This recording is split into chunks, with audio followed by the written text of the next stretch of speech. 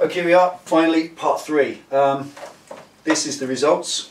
These are the results. I'm absolutely chuffed to bits with that. It's got a little bit of dust on it from kind of overspray where obviously it went airborne during the process of painting, and then you finish painting, you get those airborne particles of the dip or the wrap floating down onto it once it's already dried, so you get this dusty finish, which once it's all fitted I'm just going to buff it over with the polish that I used before. And all this is on the back. Some people asked, will this not cause a problem when you peel it off? Well, when you peel it off, peel back against the tape like that and you won't get this problem. But the idea was to get an exact edge so that when the time comes to peel it off for real, it will come off with no difficulty and you won't be rubbing thin dusty coats off. There it is, just peel back against itself. You can see that it kind of resists, it grips it as you come round,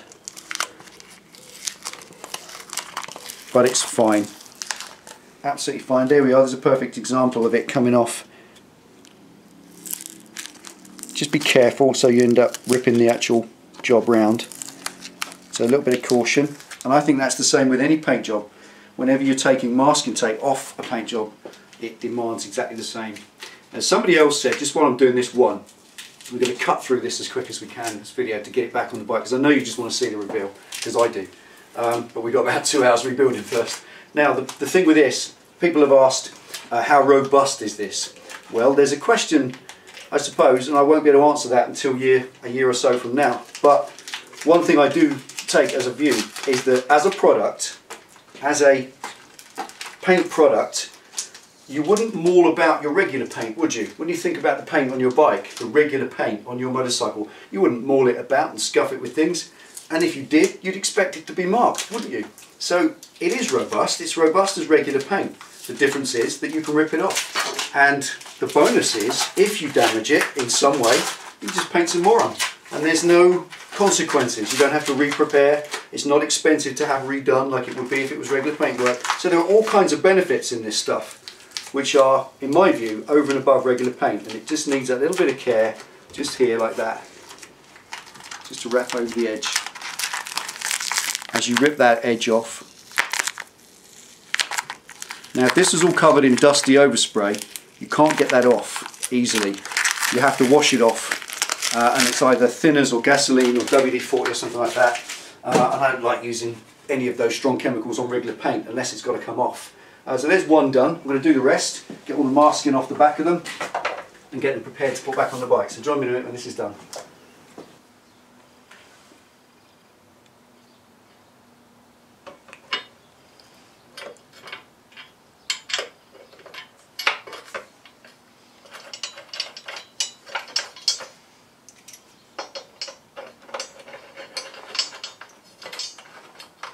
Just going to do it all up loosely to start with.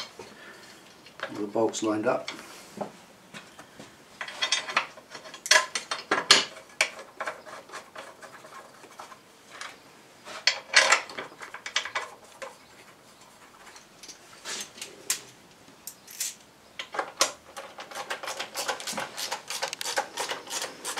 There we are.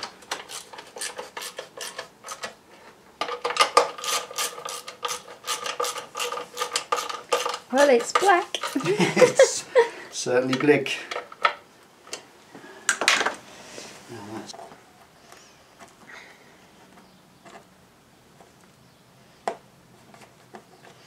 Always a dodgy time when you're putting things like grommets and fittings back in. Just be as careful as you can if you're doing it yourself. Little O-rings and rubber grommets. You can use rubber lube, or believe it or not, one of the safest things to use if it's new paint is just spit on it. It makes it slide into position, but it doesn't put any chemicals in place. Right, ready.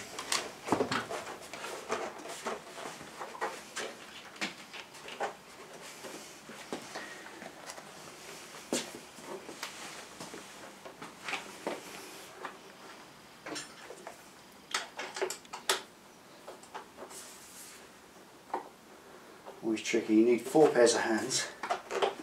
That's it. Line up the fasteners.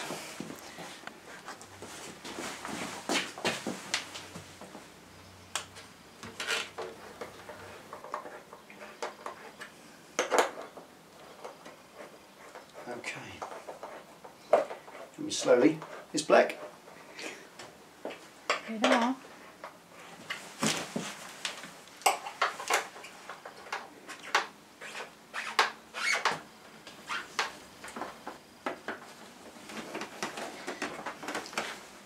Of course, there's a little bit snug there now with the bag going underneath. But hey, better than the orange. You still see hints of it. You can. Little tiny cheeky glimpses.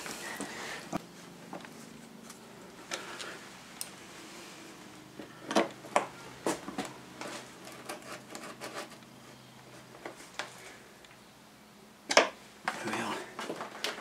Indicators in. Right, let's give that a wipe over now because it's going to be screen on next. I won't be able to get to it. So, as with the side panels, a little wipe over of the polish.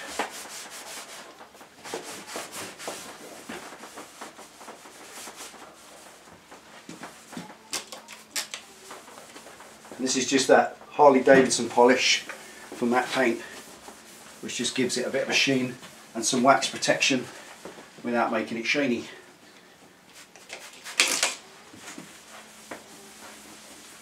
Takes all your fingerprints off it as well. There we go. What a nice finish, actually. It is, yeah. It's a real satin, isn't it? Proper satin. Right, now time to wriggle the screen on. Always gently on the screen. Crack, crack.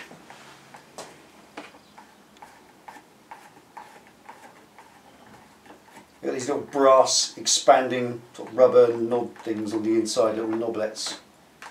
It's like the split. So let's do them up gently. Get it nice and straight. There we go. Right, bit of polish.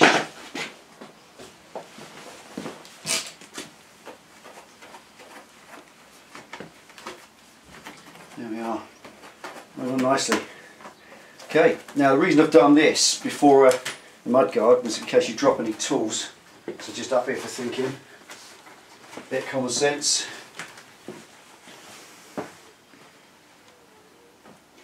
It's got to be the handiest mudguard design I've ever seen. It's fabulous actually. Literally it just screws onto the front half. Or the front half screws onto the back half. Look at that. Rather brill. I'm putting copper slip on all the fittings, obviously opportunity to do so. Everything like that. It's a little dab of copper slip on the end.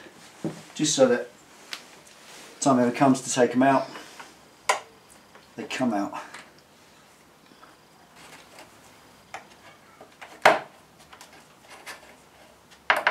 Making sure not to pinch the plastic. These are all shouldered bolts, so they go down against a metal seat. No issues. Okay, time to clean that.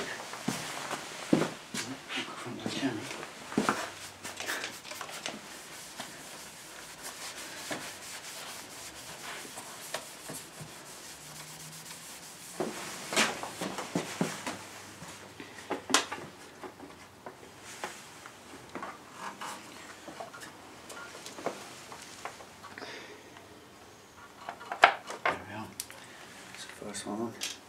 And these have got to be the most secure side panels I've ever seen in the whole world. They have one of those bayonet push-in posts that it sits on, then a torque screw at the front, a torque screw at the back, and then a panel that screws over the whole thing to stop it coming off. So you'll never lose them.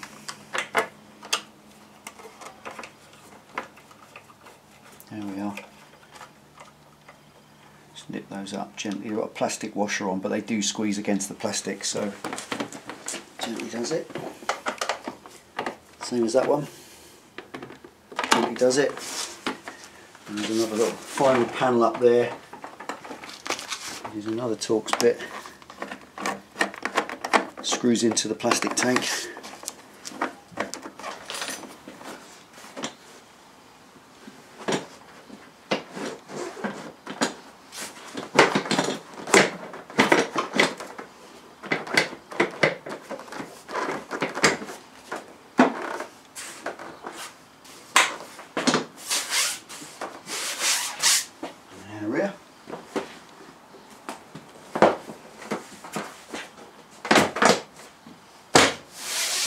There it is. Done. Done. She's blick. Let's wheel it outside and have a little look.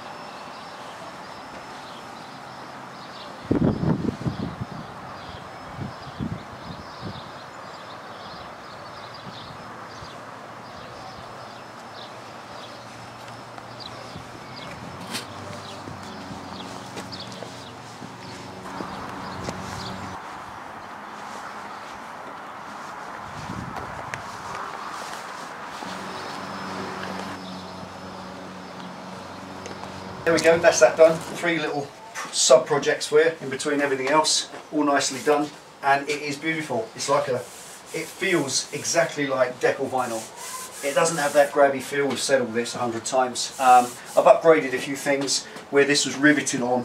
I've managed to put some nice little stainless bolts in and wriggle the nuts in underneath and just get them popped down on this. On the back here, this rack which holds the box on was all held on with rusty zinc screws. I put stainless ones in. So all of these jobs are an opportunity to upgrade a few things, and that's what we've done on this. So love it to bits. Love it to bits, mate. Yeah, I really like it. Looks a little bit monochrome now. That's exactly what we wanted to achieve, and it's still orange under the big bad cover, which then makes none of it matters. Okay, take it easy. Ride safe. Thanks for watching. See you next time.